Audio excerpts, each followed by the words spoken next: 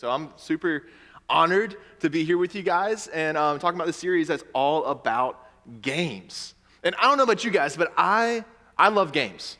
Like, I love board games, I love video games, I love sports, I love like the strategy you have to do in games, I love what you learn about games. Like, I just love games. And maybe you guys can relate to me on this. Like, growing up, every Friday night was like family game night. And I've learned as being a parent now, Friday night means it's dad's night to win everything.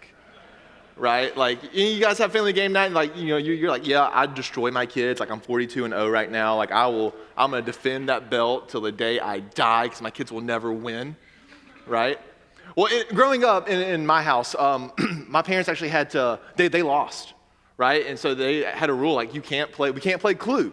Like, Clue was my favorite game of all time. Like, I love, like, deducing, like, you know, the whodunit and figuring out, like, you know, was it Colonel Mustard in the observatory, like, you know, with the candlestick or whatever? Like I loved that so much. But my parents just said, you know what? No, you need to go through a hard time right now, and you need to know what it's like to lose, so you can be better for it in the future.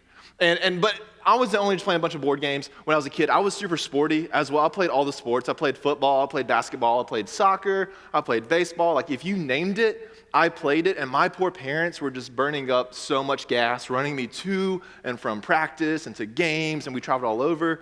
The only game we didn't play in Alabama was hockey. I think you know why.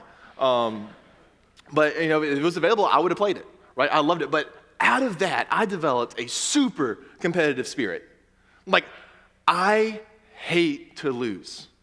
Anyone in here like that? Like, you would rather lay your body on the line in a recreational volleyball game and break a few ribs than to lose a point because your pride would hurt way too much?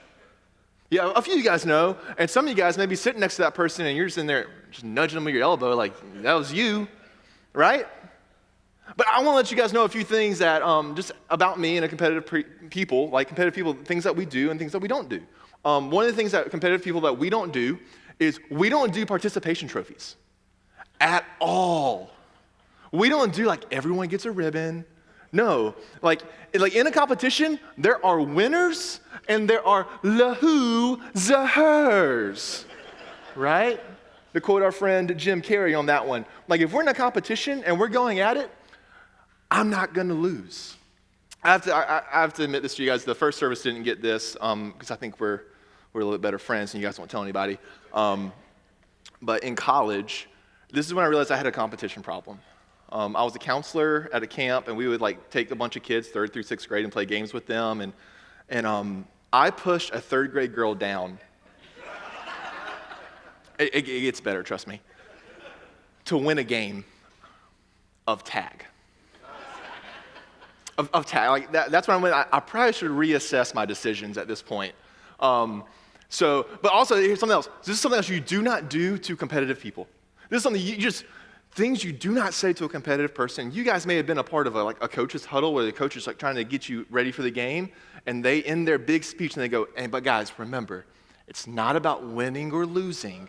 It's about what? Having fun." And if you're a competitive person, you just tuned your coach out. You're like, everything you said up to that point doesn't matter now, coach. You're like, what? Have you ever won anything? Like, no one's ever lost a game and was like, you know what? That was so much fun. I can't wait to do that again. It's like, come on, coach. Like, when your coach says that, you get your coach like, hey, look at me, coach, right here. You channel your inner Ricky Bobby and you try to help him. You say, hey, if you ain't first, you're last. Just remember that, right? The last thing you just don't do to competitive people is you just don't inform them that they're in the middle of a competition or a game that they had no idea they were a part of. Like, that just messes with us, y'all. Like, it throws us off. It's not cool to do. Like, it happens to me all the time, right? In my house, my oldest son has developed the same competitive spirit that I have. And everything is a competition. Everything is a game. And so now in my brain, as I'm going through my house, I'm like, okay, what do I have to compete in now? What do I not, like, I got to beat him. So, like, it's coming. I just got to wait for it, right? But I have no idea I'm playing this game. It's like he has just controlled my mind at this point. And this happened to me, for instance, it'll help you understand. The other day, my family and I, we're waking up, we're getting ready for the day. Everyone's taking showers, doing their hair, putting on their clothes. We're all about to go downstairs, and we're going to go eat breakfast together. Well, we're going downstairs, and my oldest son, just blisters past me. And he gets to the bottom of the stairs. And he turns to me and goes, hey, Dad, I win, you lose, I beat you down the stairs. I had no idea we were competing. Like, I just wanted some eggs and bacon, you know what I'm saying? But here's the thing. When you inform a competitive person they're in a competition like that, things get real quick. So in the Carpani household, right, I can tell you after he said that, who's been the first one downstairs ever since. And I can tell you who's not been the first one downstairs ever since. And he's not too happy with the scoreboard. But again, he's also 4 years old, right? And he has time to get over it. But here's the thing, y'all.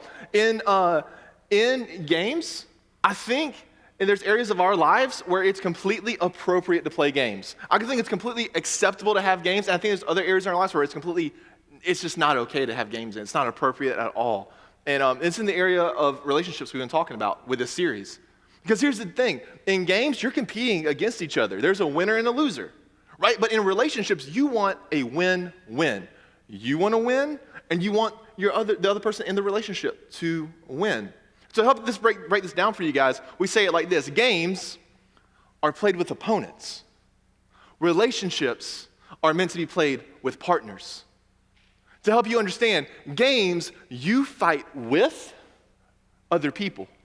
In relationships, you fight for other people. You compete against each other in games, and you want to completely win against that person. You want to fight against that person. But in relationships, you want to fight for that person. You want to fight for that person. So if you want a great relationship with your spouse, don't fight against them. Fight for them. If you want a great relationship with your kids, even though they may bring out the worst competitive side of you, and they're going to need counseling later on, right? You got to partner together and fight for that relationship. If you want this is a good one. If you want a great relationship with your boss or coworker, you need to fight for that relationship. Don't fight against that relationship. See, guys, in this series of relationships last week, if you missed out, I'm going to tell you, we talked about the games we play. We talked about the change game.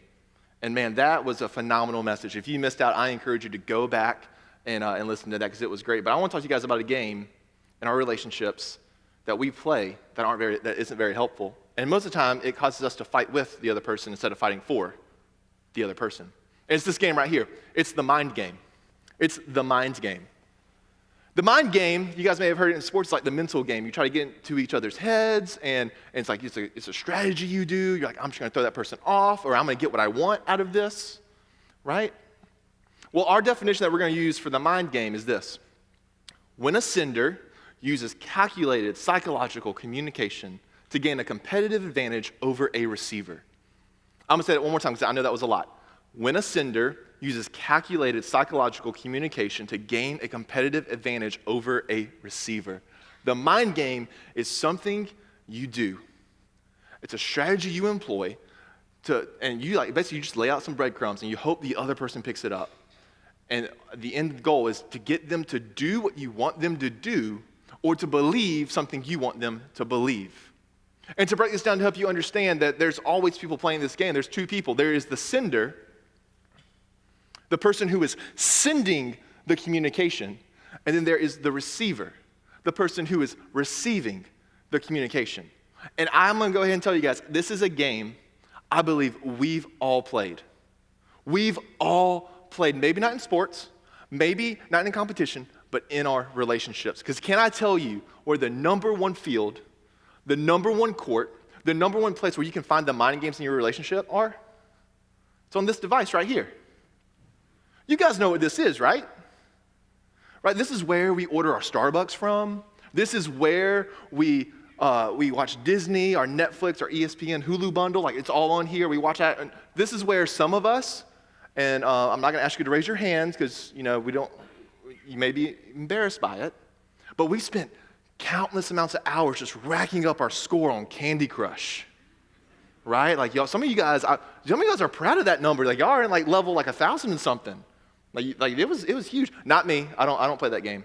So, but whatever you play. This is where we organize our life. Like if you lost this, you wouldn't know where to go or where to be without it because it reminds you of everything. This is where you answer emails for work. This is where we text, we call, we FaceTime. This is where we take the most perfect pictures and we filter them, add the blur effect, post it to our social media so everyone thinks we live these perfect lives. Like you want to talk about a mind game in itself, social media, right?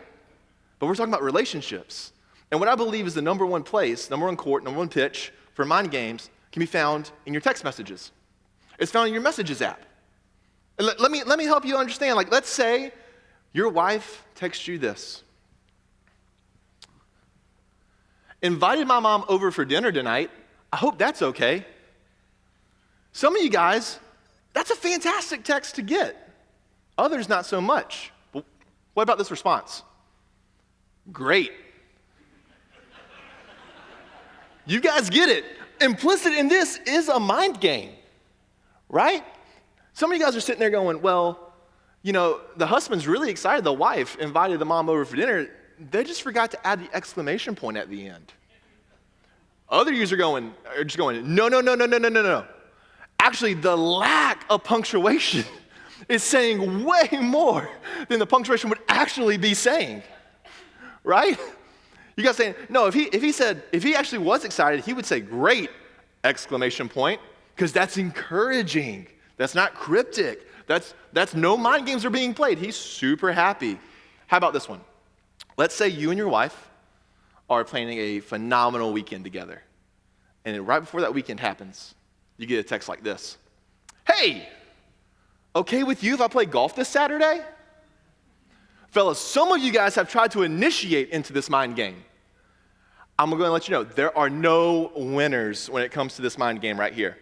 Unless you get a response like this. Of course, that sounds like fun. Which, by the way, guys, has never happened in the history of humanity. This right here is a pipe dream. Fellas, even the answer in heaven will not be this positive, okay? I just want to let you know. A more common response you would get would read like this. Whatever you want to do. Which means you're welcome to go play if you're willing to put up with what you're going to have to put up with by going to play. And here's some free marriage advice from you guys. I'm going to give it to you. It's free. If you ever get this message, fellas, stop, take a few breaths, and ask follow-up questions, because this does not mean what we think it means. All right, last one. Let's say you get a text from your wife again, and it's, sorry, but I forgot to fill up the car. Right? She said she was going to do it, but she's so sorry she forgot to fill up the car. Fine. Fine is so cryptic, right? Fine is like sending me the letter K. Like, I don't know what you mean by that, right? But you say fine, like fine can mean that's great, no worries, no problems, I'll take care of it later. Fine could be, you said you were going to do this and you didn't do it. We're going to have a conversation about this later. You don't know how to read that. That's a mind game in itself. But what would more clear communication look like? So sorry I forgot to fill up the car. Fine. I'm sure you remember to record The Bachelor. That's clear, y'all. But I don't recommend doing it. Because I'm sure the follow-up to this is not worth the punchline. Right? But when we're talking about the mind game, there's two different games going on. There's the sender side and the receiver side. There's a person, again, who is sending the communication, who is sending the mind game. There's a person who is receiving the mind game. They're on the receiving end of that. And for the conversation today, we're not going to talk about the sender. Okay, that's a conversation you probably have to pay for, get a counselor, and all that stuff. What you're getting today is free, so it's probably worth that much. You know, I don't know. But we're going to talk about the receiver. We're going to talk about the receiver. And we're going to talk about what it is like to be on the receiving end of a mind game. And I want us to center our conversation around this. And if you're taking notes, write this down. We're going to center our conversation on the receiver's interpretation of the sender's communication. We're going to center it on the receiver's interpretation of the receipt of the sender's communication. And in our scenarios for today, there will always be an action. There will always be an action. And we said it was going to be communication. It's what's being said. Sometimes it's what is not being said. Sometimes it's the lack of communication. But there's always an action. And that action always leads to a feeling. Always leads to a feeling. So what I mean is you hear something, you see something, you perceive something, and all of a sudden your brain just goes haywire, and it says it produces a feeling, right? And so you receive some news, and you go, okay, now I'm feeling motivated. You receive some news, and now I'm feeling excited. You receive some news, an action happens, and then you go, I'm frustrated now. But what happens so many times, and we make the mistake of this, is we directly let other people's actions control our feelings. We let what other people do and what other people say control our feelings and therefore control our actions next. And there's something very important that we have to realize when it comes to the actions and the feelings, that there is this gap right here between the actions and the feelings that occur, and this gap is so important. This gap is so incredibly important that we have to recognize it, and we have to mind this gap. And the gap that's there is you have to know it, because what's actually inside that is your brain. Because your brain will see an action, it will make an interpretation, and it will produce a feeling. But how many times has our brain interpreted something incorrectly? How many times have you been interpreted incorrectly? Maybe it was with a friend, maybe it was with a coworker, maybe it was something else, but they finally had the guts to come talk to you about it, and they start just sharing all these things, and you're caught off guard. You go, whoa, what is this about? And they start, well, you said this, but you didn't do that, but then you did this thing, and then you stopped over there, but you went and did that, and you're just, whoa, oh my goodness, I am so sorry. That was all a misunderstanding. I think there was a misinterpretation happening. Granted, that probably wasn't our response, but that is what happened. And that's what happens when we assume. When we normally make an interpretation, we can often be wrong. And when we assume about something, we're often wrong as well. And that leads to a negative interpretation of the action that occurred. And I want to go ahead and give you guys the bottom line for today. The bottom line is this. Our interpretation that we choose, because we are choosing, we can choose a positive or negative interpretation of the actions that we're perceiving, but our interpretation determines the distance we have between us. Our interpretation determines the amount of space that's between us, because when it comes to the sender and it comes to the receiver, there is this space between us. Any Dave Matthews fans in the place? The space between. It's an older song by him. That's what he's singing about. That's what he's talking about, the space between us, right? But what happens when we have a negative interpretation? It widens the gap between us. It creates a big space between us, pushes us actually further away from each other in that relationship. But what about a positive interpretation? A positive interpretation actually closes the gap. It brings us closer together. What about a positive interpretation that's actually wrong? I still think that brings us closer together. I still think that's good for us. And it may not actually bring us closer together, but it definitely makes me feel closer to you. And this isn't just something that I read about and said, you guys need to know. This isn't just something that I just made up, but this is something that we can all learn when we look to the Bible. See, we're going to talk about the love chapter in the Bible. This is 1 Corinthians 13. Some of you guys may recognize this because we're going to start reading this in a second. And this was read maybe at your wedding. This is like the wedding chapter that we read. This is maybe read at a wedding that you were a part of, maybe a wedding you attended, right? But when you read this, you should feel familiar with it. And what we're going to start is we're going to start at the very end. Because when Paul wrote this, I love the way he wrote the love chapter, right? And I love the way he ends it. And so let's read 1 Corinthians 13:13. So now, faith, hope, and love abide, these three. But the greatest of these is love. I love that Paul said, now, at the end of the day, three things that will remain forever is faith, is hope, is love.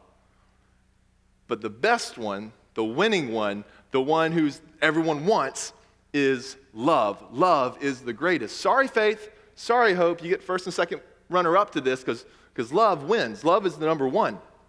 But why is love the greatest of these? It was almost like he gave out a would you rather question, right? It was like, would you rather have faith? Would you rather have hope? Would you rather have love? We do this stuff all the time in our middle school small groups. We ask them, would you rather have chicken tenders or tacos? Would you rather have a hamburger or french fries? It's these choices. And Paul answered it himself. He said, love is the greatest, but why? Well, some would say that it takes faith to initiate a relationship with Jesus Christ. They would say it takes hope to long for eternity. But love is what we need here on earth to really make relationships work. To really make it work. That's why love is the greatest. Others, people would also say that love is the greatest because God is described as love. God is love. God has perfect love for us. He has perfect love for me. He has perfect love for you. And you may be sitting there going, no, Kaiser, you don't understand. I don't understand how God can have perfect love for me because you don't know my past. You don't know the things I've done. You don't know the mistakes I've made. And here's the thing. God loves you as you are, not as you should be. I'm going to say that again. God loves you as you are, not as you should be. Because God is more concerned about your future than he is about your past. God doesn't have a problem with your past. You do. And God loves me as the mess that I am. Because I'm telling you guys, I'm a mess. I tell my wife all the time, I said, I think our oldest son's going to end up in counseling because of my competition addiction that I have, right? But he loves me as the mess I am. He loves you guys as the mess that you are. And he says, you know what? I still love you no matter what. And so there's this vertical concept of love between God and us, that God has perfect love for us, but it's also true that there's this horizontal concept of love. I mean, Jesus told his followers, they will know you are with me by the fish on the back of your car when you're driving through Richmond, right? No, he says, by how well you love one another. They will know you are with me by the way you love. So there's this horizontal concept of love as well. And as Paul is writing this in 1 Corinthians 13, I think we should all take note and go, okay, if there's this vertical concept of love between us and God, and there's this horizontal concept of love between us and other people here on earth, I think we should take really good notes on this, because I think what Paul is getting at is he's saying, hey, your relationships here should look like this. It should look just like this. So let's read 1 Corinthians 13, starting in verse 4. Love is patient and kind. Love does not envy or boast. It is not arrogant or rude. It does not insist on its own way. It is not irritable or resentful. It does not rejoice at wrongdoing, but rejoices with the truth. And you can kind of feel him building up here to this last part, and I love this last part. Love bears all things, believes all things, hopes all things, endures all things. Love never ends. I think we would all agree that this is the way our relationships should look like. Like, can you imagine if your relationships with your boyfriend or girlfriend look this way, with your spouse, with your parents, with your kids, with your coworker, with your boss? Like, imagine all the relationships in your life if they looked like this. I think that's the way we should live. But I want to narrow our focus because we're talking about the mind game. And we're on the receiving end of the mind game, and there's an action being perceived. And our brain is trying to make an interpretation to produce a feeling to figure out what we're going to do next. I want to narrow in, I want to zero in on 3 words that Paul writes at the end right here. He writes this, he says, love believes all things. What does that mean? What does it mean to believe all things when it comes to relationships? Let me break it down for you. When love believes all things, it means love gives the benefit of the doubt. Love looks at it and goes, I know what he did. I know what she did, but I'm going to choose to give the benefit of the doubt. Love also does this. What it means is love assigns pure motives. Love will look at an action, a situation, something that was said, and I'm going to assign the most positive motive to what they did. 'Cause I know what happened, but I don't know why they did what they did. Love assigns pure motives. Next thing is this is love is most generous with its interpretations. When the brain is checking out the action, trying to figure out what to do, and it doesn't have all the information, the love says, hey, brain, we're going to be most generous with our explanation of what happened. We're going to give them the benefit of the doubt. We're going to assign pure motives. We're going to be most generous with this. The last thing here is love believes all things. It means love does not suspect another unjustly. Love does not suspect another unjustly. That means love is innocent until proven guilty. It's not guilty, proven innocent. And some of you guys may be in a relationship or you may know somebody who is guilty until proven innocent. And here's the thing, if you're that way, if you think that way, you're going to find something. You're always going to find something. But I guarantee you it's not what you think it is. It'll never be what you think it is because love is innocent until proven guilty. And as I was going through this, to further confirm what Paul was writing about our relationships, there's this book I want to let you guys know about. It's by a guy named Marcus Buckingham. And it's called The One Thing You Need to Know. The One Thing You Need to Know about Marcus Buckingham. It's actually a leadership book. I have to tell you guys out in the front, he's talking about relationships. But what he does in the first chapter is crazy. He writes down and says, hey, when it comes to leadership, here's the one thing you need to know. And then he just takes a left turn on you. He goes, let's talk about marriage. And he said, for years and years and years, research has been done on bad marriages, telling us what we should avoid in our relationships. But very rarely has any research been done on great marriages. And so a team of researchers have gotten together, and they say, we want to find the secret sauce to make relationships work. What makes a great marriage a great marriage? And all these researchers from all over went in with the assumption that a great marriage works when both partners have intimate knowledge of each other's strengths and weaknesses. That was the assumption. And so they surveyed all these people who checked off the box, yes, I am very, very satisfied in my relationship. And what they found is actually contrary to their assumption. When the husband took the survey, he actually rated his wife's strengths higher than she saw her own strengths. When the wife took the survey, and she actually rated her husband's strengths higher than he even saw his own strengths. I mean, fellas, could you guys imagine if your wife actually believed you were a better driver than you thought you were? Some of you guys are like, that would be a modern day miracle. But what the researchers came back with, they said, wow, love is blind. If they really believe that, because that was basically what they said, I see that person stronger than they really think they are. And here's the thing, when the research was done, these weren't honeymooners. These are people who've been married for the long haul. They've been married 10, 11, 12 years.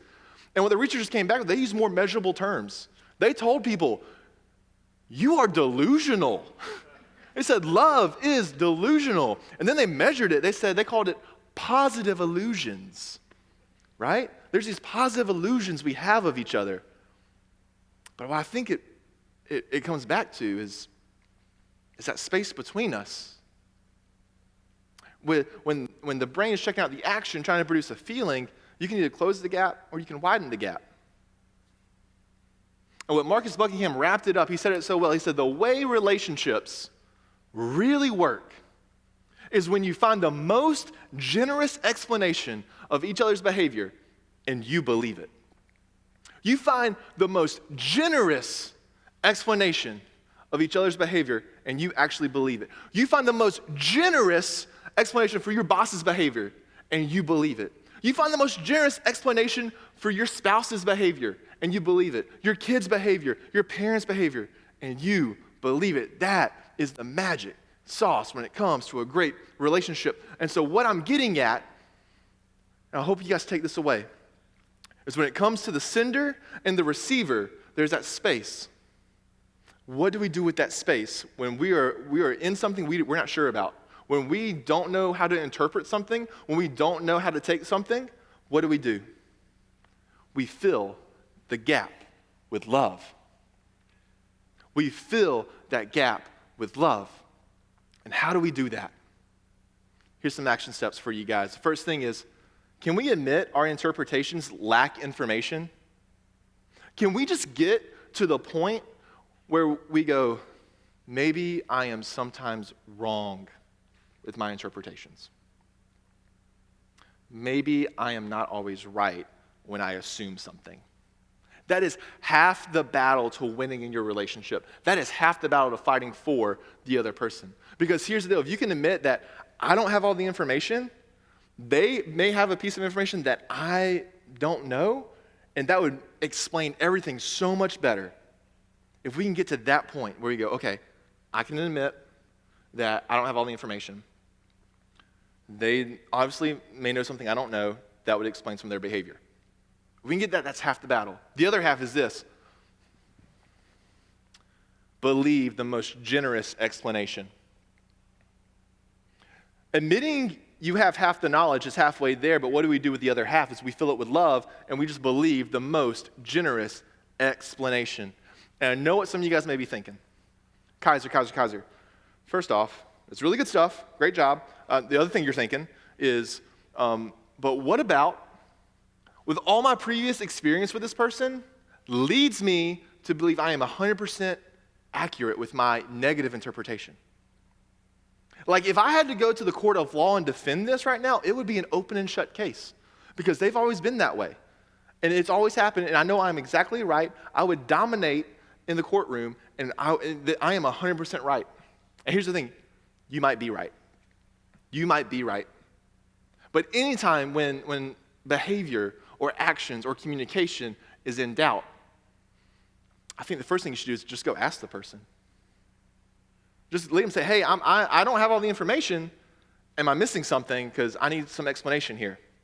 Just go ask them. I mean, we ask people anyway, right? We go to our friends. We go to our coworkers. We say, hey, I'm seeing them do this. Am I right in assuming or thinking this? And your friends being your friends, they're going to be on your side, right? They're going, oh, absolutely, you should go get them, right? But you never go and talk to the person you're in a relationship with and say, hey, am I missing something? Because you might be missing something. And what could happen is they could share something with you and you go, okay, that explains everything. And it helps your relationship for the better. But what if you're not in the place to go talk to the person? I'm not talking physically, but I'm talking like emotionally, mentally. Like you're just not in that place. You're going, hey, I'm trying. This is for you. This is for all of us. Because there's another person you can go talk to. Ask God for help. Ask God for help when it comes to your relationships. Ask God for help when it comes to anything in your life. Because God has perfect love for us. He has perfect love for me. He has perfect love for you. And He definitely has perfect love for that person you're in a relationship with, whether it's a work relationship or a marriage relationship or a dating relationship. He has perfect love for that person. And it's just all it is going, God, I don't have all the information. You know more than I know, but you also know my feelings. You know how I feel. You know the pain I have, you know the hurt I have, you know the angst, you know the anxiety, you know all the feelings I'm feeling right now. But help my heart believe the most positive interpretation I can give. Help my heart believe in the most positive, most generous explanation I can give because I want to fight for this relationship. I don't want to fight against it anymore, God. That's the prayer. And what I love about God, y'all, is God will always answer that prayer. Because God never expects something from us that He hasn't filled already. God filled the gap between us and Him with Jesus. He did. He sent Jesus down the cross for me and for you. And so God is going to meet you where you are. And He's going to help you take your next best step. But this leads us all back to our bottom line. Our interpretation that we choose, because it is a choice, determines the distance we have between us. The behavior you're perceiving from me and the interpretation you choose towards me and the interpretation I choose towards you will either close the gap we have or even widen it even further. But the choice is on you. The ball's in your court. And what I want you guys to know is here at Journey, we believe in your family. As a family ministry team, we came up with this vision statement that we want to be a place. We want to see families thrive at Journey. And I feel like the first step is fighting for your relationships with your parents, with your spouse, with your kids. We want to be a place where families thrive here at Journey. But the choice is yours. Are you going to choose a positive interpretation or a negative? So this week, in your relationships, in your interactions, in your time together, are you going to fill the gap with love? Let's pray. Heavenly Father, we thank you so much for this day. God, I thank you for everything that you've done in my life. God, thank you for the relationships I have. And God, I know I don't always get this right. But God, help me get better at it. I think it's something we all can get better at. God, I pray for the relationships in this room. God, I know that there's probably people here who've sat around the dinner table and thrown around the word divorce. They probably feel the tensions in the room, and the kids probably feel the tensions in the room between parents and the things that are happening. God, I pray that we can just reach out to you and ask for help. And we're going to choose the best interpretation possible. Because, God, you love families. Jesus, we love you. We praise you. In your name we pray. Amen.